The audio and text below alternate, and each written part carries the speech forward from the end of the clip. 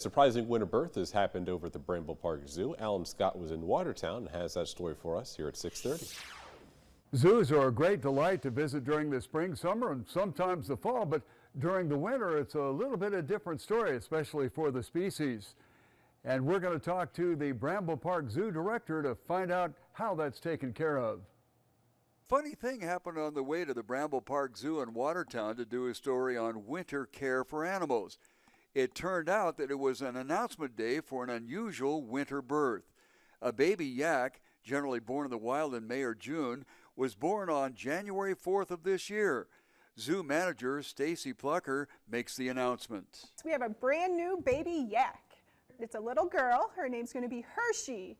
We're very excited. This is only the second yak ever born to this mom, and they're doing great out there. The baby figured out to come into the barn as she's cold and warm up. She's adorable, starting to really run around and explore that exhibit. We'll leave the yak mother to keep a protective stance and now talk about winter at the zoo. We are actually busier, our staff is, in the winter than in the summer. We have more to handle, more to deal with. We've had this wonderful winter weather in the last few weeks, and so as our temps plummeted, we're busier than ever inside, making sure our animals are entertained, making sure they're warm, making sure they're mentally stimulated as they should.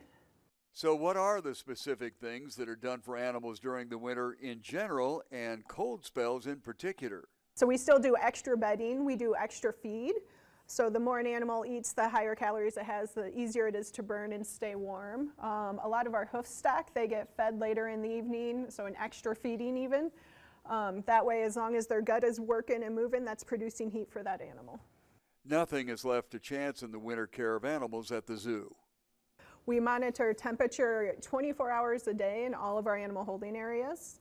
We do a lot of planning. We plan ahead. We see these cold temps coming, so we know we've got to have the extra enrichment, the extra bedding that we need on hand.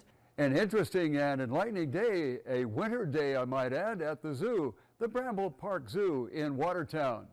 Alan Scott for Dakota News Now.